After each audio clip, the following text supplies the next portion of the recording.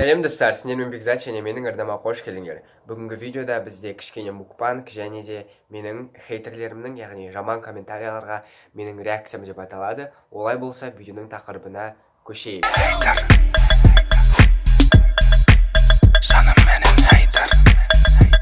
Осы екеуімен бүгін біз менің комментарияларымды оқитын боламыз. Олай болса, кеттік. Алдымен алып алайық, бастамастан бұрын. Ең алғашқы комментарий мына жерге шығады.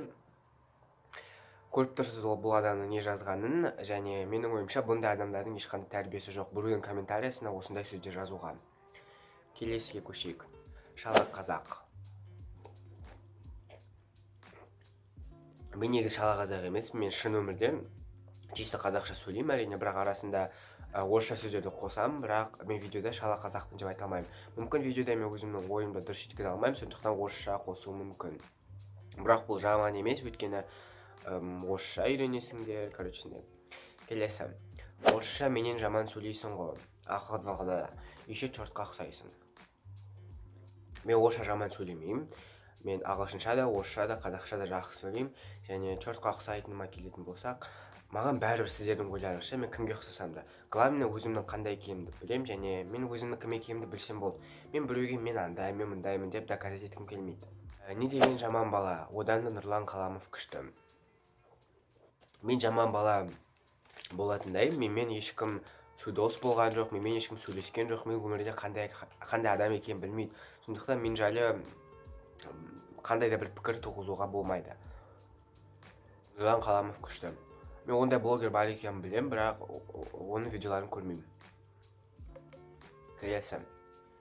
Сен қыз сияқтысың, және қыз сияқты сөйлейсің. Солай де. Мен қыз сияқты сөйлесем, апокалипсис болып кете ма, или сен үйіңде, например, бірден сынып қала ма? Адам қандай болса да, оған уважениемен қарау керек. Саған қыз ұқсап жиіркенудің қажеті жоқ, себебі саған бұл жараспайды. Маған не жарасатын, не жараспайтын мен тек қана өзім шешем. Және неге адамдарда мынандай ой бар. Балаға болады, қызға болмайды. Или же қызға болады, балаға болмайды деген сияқты. Бізде Қазақстанда қалай айтайын, дискриминация полов өте жиілі кездеседі, яғни сен қызсың, саған мынандай істеуге болмайды, сен баласың, мынандай істеуге болмайды деп. Сондықтан, сонда мен бала болсам, мен жиіркенбеу керекпін бе, сонда мен боқ жеп атсам да деп тұра бермейтін шығарым да, мысалы. Сондықтан өйтіп айтудың керегі жоқ, сен қызсың, сен баласың, өйтіп істеуге болмайды деп. Бұл просто стереотиптер қазақтың. Келесі. Видеоң іш пыстырады, фу, нәй. Менің видеом іш пыстырса, онда көрмей ақ қой. Сен видеоң жаман іш пыстырады дейді. Бірақ мен каналыма кіріп, видеома кіріп, өзінің уақытын бөліп, комментарий жазып, клавиштерді басып, дизлайкты басып, видеомды аяғына дейін көреді, менің минустарым табу үшін. Қызық емес болса, не үшін көреді? Накрутка жасамаш. Сендегі шынымды айтайын. Мен апрельдің 1-нен бастап, қазір кезге дейін накрутка жасап келедім. Ішім пысқаннан үйде отырамда, компьютерді ашамда, накрутка жасай берем. Накрутка деп ойлайтын адамдарды мен түсінбеймін. Ютубта накрутка жасауға болмайды, сразу заблокировать етіп тастайды. Бұл ВКонтакте, Инстаграм сияқты емес, лайк, просмотр накрутить ете салатын. Ютуб ол басқаша әлем. Сондықтан бұда накрутка болмайды. Мінекей, оқыңызда не деп жазғанын, негізі сенің көтін ауыр бар ғой. Өлшеп көріп бердің. Бірақ жалпы ауыр. Әрең жүремді алады, көтер алмаймын. Неге голубой сияқты сөйлейсің? Енді зеленый сияқты сөйлейін ба? Как обычно дей бермеш. Мен негізі бір оқиға айтқан кезде, көбінесе мен как обычно деп айта берем. Бұнаның өзінде айттым. Сондықтан как обычно видео түсірем. Енді келесі как обычно деп айтпаймын. Сен мал, ешак, видео түсіру білмейсің, мен видео түсіруді білмеймін. Просто үйде отырдым, видео түсіріп білмеймін, монтаждап білмеймін. Жай ғана 10 000 адам маған просто так подписаться ете салды. Қыз сияқтысың, бля, грубый сөйлеш, еркек сияқты.